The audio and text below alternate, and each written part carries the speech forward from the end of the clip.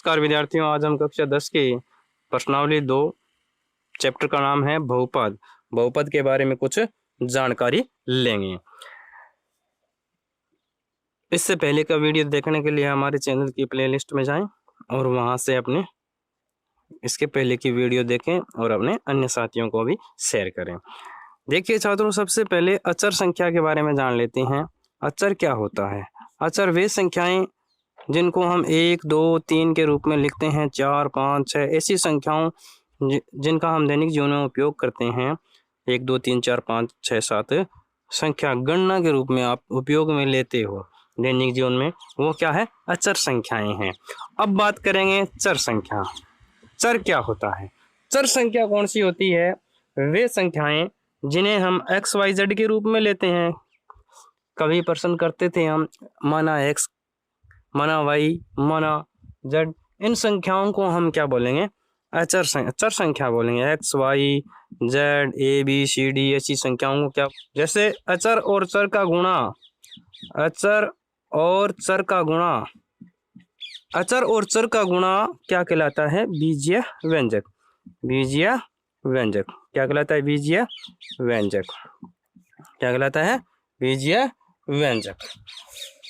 देखिए, कुछ बीजीय व्यंजक बहुपद होते हैं, कुछ बीजीय व्यंजक क्या होते हैं? इनमें से बहुपद होते हैं और कुछ नहीं भी होते। जैसे सभी बीजीय व्यंजक बहुपद नहीं होते। तो अब बात करते हैं बहुपद के बारे में। बहुपद क्या है? बहुपद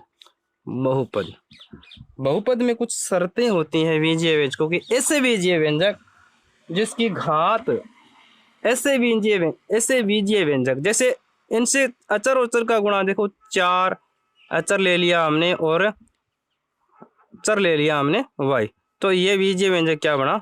4y। तो ये सभी बीजीय व्यंजक जो अचर और चर के गुणा से बनेंगे सभी बहुपद नहीं हो सकते, लेकिन बीजीय व्यंजक ही बहुपद होंगे। तो बहुपद के लिए क्या खास शर्त है, इसके बारे में हमें साथियों ध्यान रखना है कि बहुपद कौन कौन हो सकते हैं। देखो, ऐसे बीजीय व्यंजक, बहुत ही ध्यान से पढ़ना, ऐसे बीजीय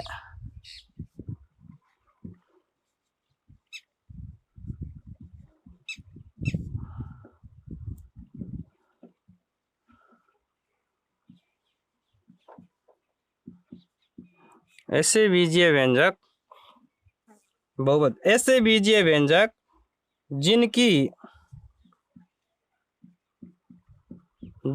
घात धनात्मक रूप में हो, धनात्मक रूप में हो, धनात्मक रूप में हो और पूर्ण संख्या में हो। धनात्मक रूप में पूर्ण संख्या में हो। धनात्मक व पूर्ण संख्या में हो, पूर्ण संख्या में हो। सभी बातों का हमें बहुत ही बारीक इसे ध्यान रखना है और साथ साथ और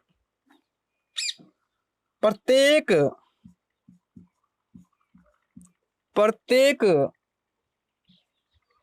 पद में चर के साथ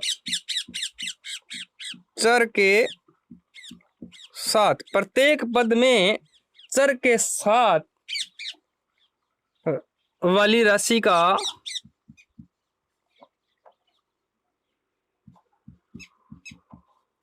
वास्तविक होना आवश्यक है। वास्तविक होना आवश्यक है।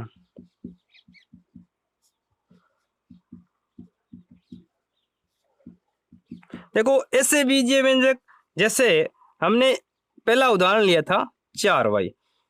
अब देखो, ये बीजीय व्यंजक बहुपद है कि नहीं है, कैसे पता करेंगे? देखो, हमारी परिभाषा है कि ऐसे बीजीय व्यंजक जिनकी घात धनात्मक हो। अब इसके ऊपर घात नहीं है, y के ऊपर घात नहीं है, इसकी घात हम क्या मान लेते हैं? 1, क्योंकि ये एक ही है। तो हम चर की सबसे पहले क्या देखेंगे? घात देखेंगे। तो घात क्या है? पूर्ण संख्या में है। पूर्ण संख्या कौन सी होती है अभी?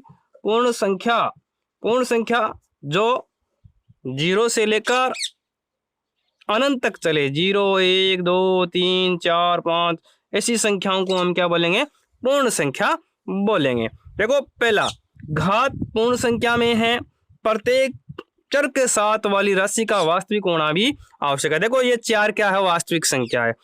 वास्तविक संख्या, कक्षा 10 तक हम वास्तविक संख्याओं का ज्ञान लेंगे। कक्षा 11 या 12 में हम क्या पढ़ेंगे, अवास्तविक संख्या। जैसे अवास्तविक संख्या √2, √-3, ये क्या है, अवास्तविक संख्या है। इनके बारे में हम कक्षा 11 में अध्याय करेंगे। देखो भाई, -4 y की घात 1, ये क्या हो गया, बहुपद हो गया। और एग्जाम्पल ले लीजिए, 2x² + 4। अब देखो भी इसकी घात क्या है, पूर्ण संख्या में है। घात क्या है, पूर्ण संख्या में है।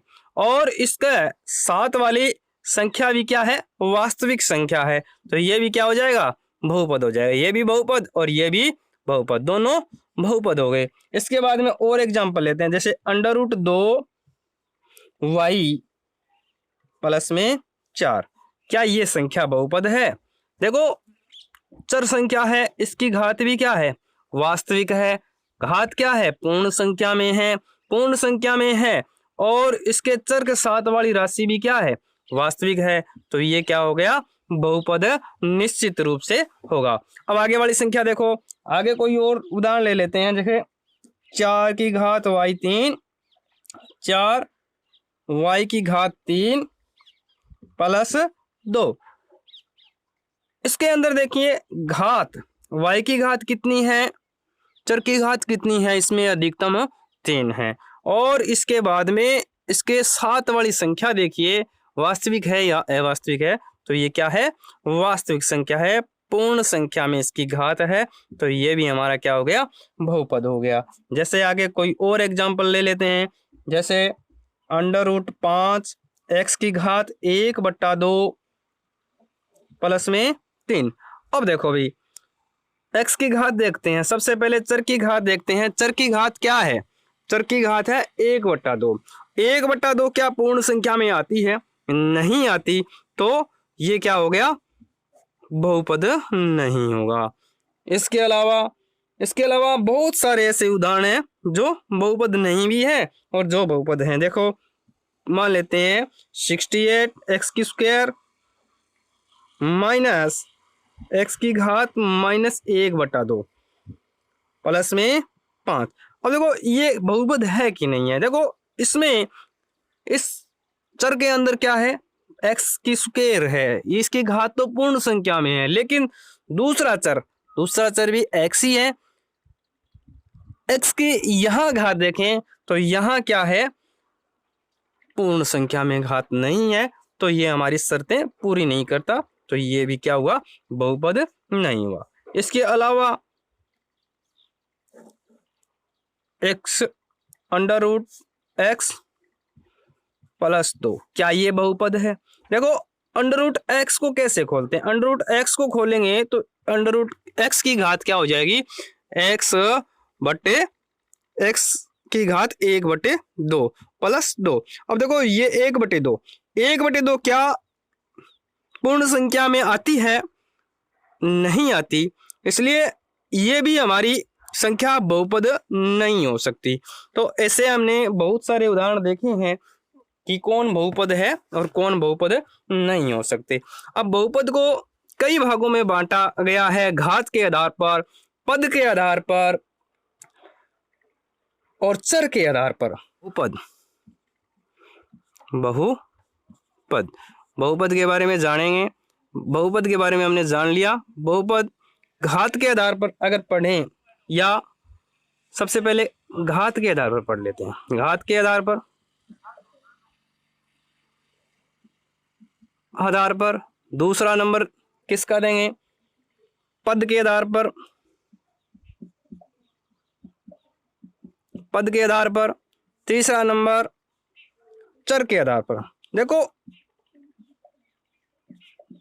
तीनों को अलग अलग रूप में पढ़ेंगे आधार पर। देखो घात के आधार पर, जैसे मान लेते हैं x² एक बहुपद है, x² + 2, ये क्या है, एक बहुपद है। बहुपद है कि नहीं है? देखो इसकी घात क्या है, पूर्ण संख्या के अंदर है और इसके साथ x के साथ कोई संख्या नहीं है तो गुणा में 1 मान लेते हैं। और जिसके साथ कोई संख्या गुणा में ना हो उसके साथ हम एक मान सकते हैं, कोई फर्क नहीं पड़ता। तो एक क्या है, वास्तविक संख्या है, तो ये हमारा क्या है, एक बहुपद है। तो अब देखो इस बहुपद को घात के आधार पर अगर हम बांटें तो चर की अधिकतम घात देखते हैं। चर की अधिकतम घात कितनी है, देखो चर की अधिकतम घात 2 है। तो घात के आधार पर बात करें तो ये रेखिक, सबसे पहले आता है रेखिक द्विघात, रेखिक द्विघात, इसके बाद में त्रिघात। हमें 10वीं क्लास में इतना ही पढ़ना है। रेखिक कौन सी है, जिसकी घात की अधिकतम, जिसमें चर की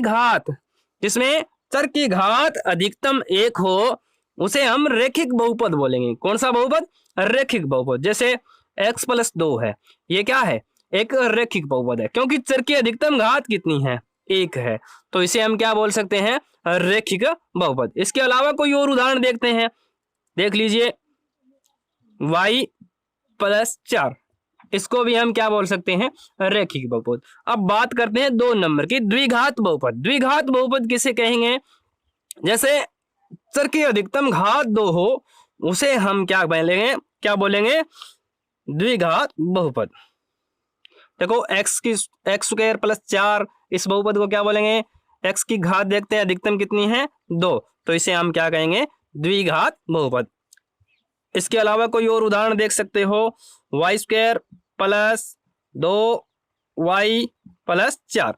अब देखो इसकी अधिकतम घात कितनी है, 2, इसकी अधिकतम घात कितनी है, 1। तो अधिकतम घात, इसको ये मानेंगे, सबसे ज्यादा चर की अधिकतम घात को लीजिए और उसके आधार पर हम क्या करेंगे, इसके आधार पर हम बहुपद की घातों को निर्धारित करेंगे, और एक कैसा बहुपद है, द्विघात है या रेखिक है या त्रिघात।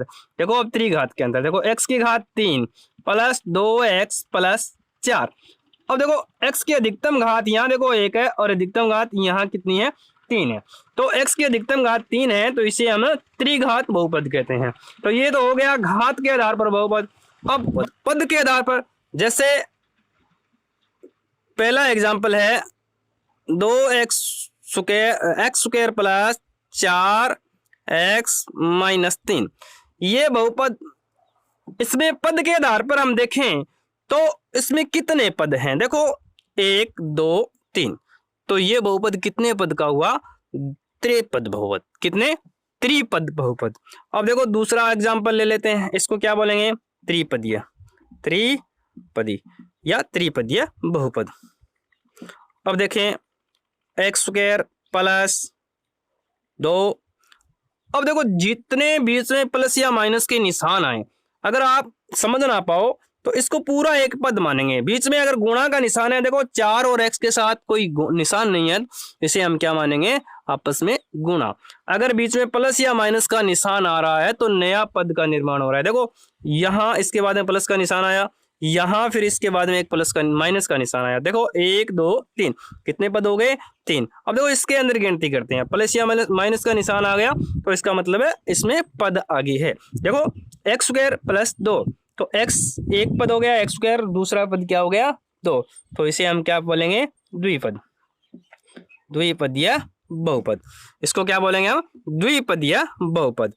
अब 2x, क्या ये बहुपद है, हाँ। इसकी घात अधिकतम क्या है, इसकी घात अधिकतम 1 है और 1 क्या है, वास्तविक पूर्णांक धनात्मक घात है, तो इसे हम क्या बोलेंगे, बहुपद बोलेंगे। और इसके साथ गुणा में, चर के साथ गुणा में जो संख्या है उसे हम क्या बोलेंगे, वास्तविक संख्या, क्योंकि 2 क्या है, वास्तविक संख्या है, तो ये एक बहुपद है। अब पद के आधार पर या घात के आधार पर बात करें तो ये कौन सा बहुपद है। घात के आधार पर देखेंगे तो चर की अधिकतम घात देखेंगे, चर की अधिकतम घात कितनी है, 1, तो इसे रेखिक के अंदर ले जाएंगे। और पद के आधार पर बात करें तो इसमें पूरा पद कितना है, 1 ही है, तो इसको क्या कहेंगे हम, एक पदीय बहुपद। क्या बोलेंगे, एक पदीय बहुपद।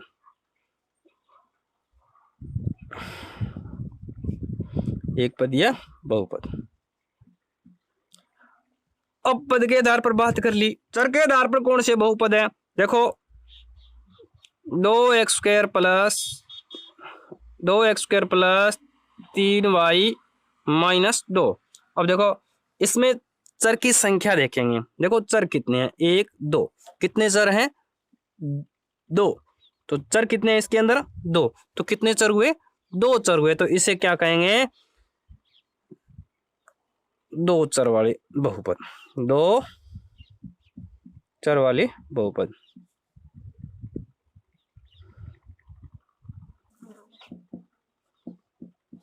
जैसे एक और एग्जांपल लेते हैं, 2x² + 4x + 3। अब ये कौन सा बहुपद है, देखो इसके अंदर चर सभी में x x आ रहा है, तो ये क्या हो गया, एक ही चर वाला बहुपद हो गया।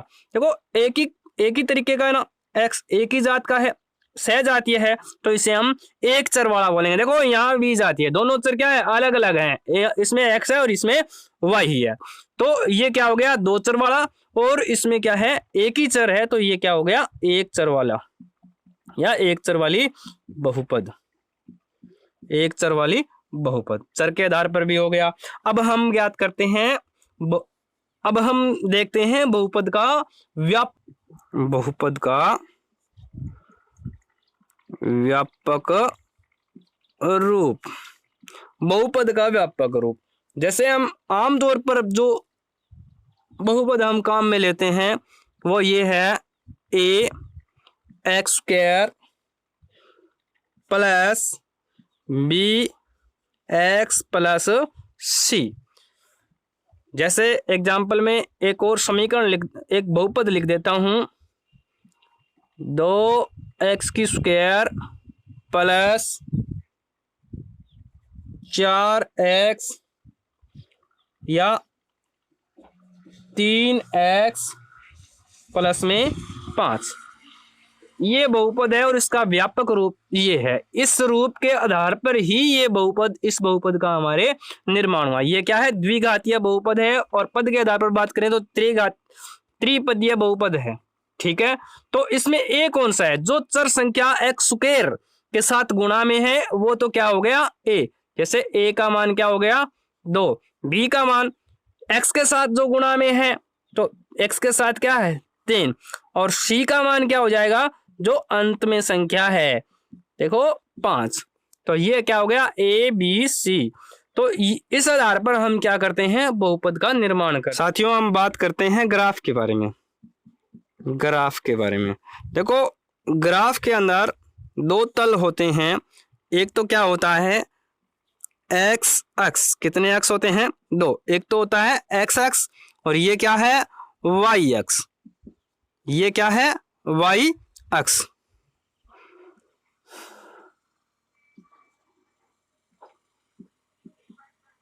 ये क्या है, y अक्ष।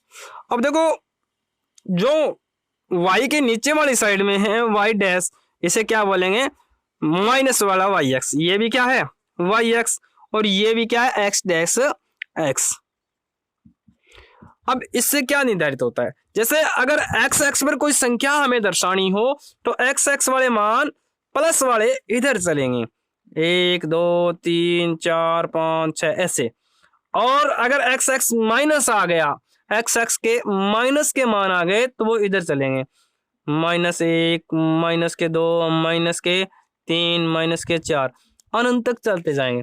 और ये बीच का बिंदु है, इसे हम क्या बोलेंगे, मूल बिंदु। क्या बोलेंगे, मूल बिंदु। क्या बोलेंगे, मूल बिंदु। और मूल बिंदु के निर्देशांक होते हैं 0 0। 0 0 का मतलब सबसे पहला मान क्या है, x वाला, और दूसरा मान क्या है, y वाला। x पर भी कितना चलना है, 0, और y पर भी कितना चलना है, 0। तो मूल बिंदु के निर्देशांक क्या हो गए, 0 0। अब y अक्ष पर अगर प्लस वाले मान हैं वो इधर चलेंगे ऊपर की तरफ, 1 2 3 4 अनंत तक चलते जाएंगे। और y अक्ष माइनस वाले अगर आपको दर्शाने हैं तो वो इधर चलेंगे, -1 -2 -3 -4 ऐसे चलते जाएंगे। अब देखो ये तो है x अक्ष, ये है y अक्ष, और ये माइनस वाला x अक्ष, और ये माइनस वाला y अक्ष। अब देखो इस अगर हमें किसी निर्देशांक को x, ये अगर हमें ग्राफ के अंदर किसी चीज को दर्शाना है मान लीजिए x पर क्या है, निर्देशांक उसका 4 है और y पर उसका क्या निर्देशांक है, 3 है।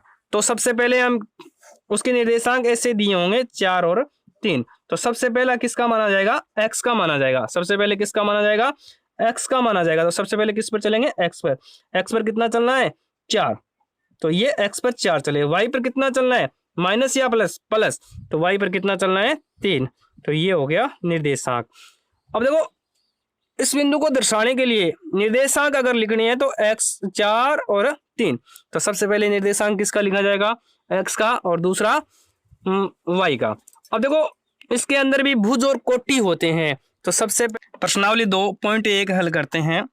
2.1 का पहला प्रश्न क्या कह रहा है कि किसी बहुपद px के लिए y बराबर px का ग्राफ नीचे आकृति 2.10 में दिया गया है। ये आकृति दी गई है, बताना है कि प्रत्येक स्थिति में px के शून्यांकों की संख्या ज्ञात कीजिए। अब देखो px के शून्यांकों की संख्या ज्ञात करनी है, तो px पर कितने शून्यांक आ रहे हैं। देखो पहली है ये yx और ये xx वाली संख्या दे रखी है, ये क्या है xx और ये क्या है yx। तो अगर जहां पर आपको क्या बताना है, xx के शून्यांक बताने हैं, तो जब भी x पर काटेंगे वही क्या हो जाएगा, x जहां पर भी अगर x को काटा गया, x वाली लाइन को टच किया गया, वहां ही x का शून्यांक होगा, अन्यथा नहीं होगा। देखो ये लाइन सीधी जा रही है, ये लाइन सीधी जा रही है, कहीं पर भी x को टच नहीं किया है, तो इसमें शून्यांकों की संख्या क्या हो जाएगी, 0। इसमें शून्यांकों की संख्या क्या हो जाएगी, 0। सवाल नंबर 2 देखते हैं, इसके अंदर शून्यांकों की संख्या बतानी है। देखो ये रेखा जा रही है नीचे से ऊपर की ओर या ऊपर से नीचे की ओर, तो x को कितनी बार काट रहा है, 1 बार काट रहा है, तो शून्यांकों की संख्या कितनी हो जाएगी, 1। तीसरा सवाल, तीसरे सवाल के अंदर अगर बात करें तो क्या है, यहाँ पे x को कितनी बार काट रही है, x वाली लाइन को 1 बार, 2 बार, 3 बार, जितनी बार टच कर रही है उतने ही शून्यांकों के मान आएंगे, 1 2 3, तो यहाँ शून्यांकों के मान कितने हो जाएंगे, 3। अब देखो 4 नंबर के अंदर x को कितनी बार, ये माइनस वाला x है, तो यहाँ पर कितनी बार टच कर रहा है, 1 और 2, यहाँ पर 2 बार टच कर रही है, तो इसके शून्यांकों के मान कितने हो जाएंगे, x पर कितने हो जाएंगे, 2। अब देखें आगे वाली संख्या, आगे वाला ग्राफ देखते हैं। इस आकृति के अंदर देखो भी, ये देखो यहां से 1 बार, 2 बार, 3 बार और यहां फिर 4 बार, तो यहां शून्यांकों के मान कितने आएंगे, 4 आएंगे। आगे वाली आकृति के अंदर देखते हैं, इस आकृति के अंदर देखो 1 बार, 2 बार, 3 बार, कितनी बार, 1 बार, 2 बार और इसके बाद में यहां टच कर रहा है 3 बार, तो इसके शून्यांकों के मान कितने आ जाएंगे, 3। धन्यवाद विद्यार्थियों, अगर हमारी वीडियो अच्छी लगी तो लाइक एंड शेयर करना और हमारा चैनल सब्सक्राइब करना। धन्यवाद।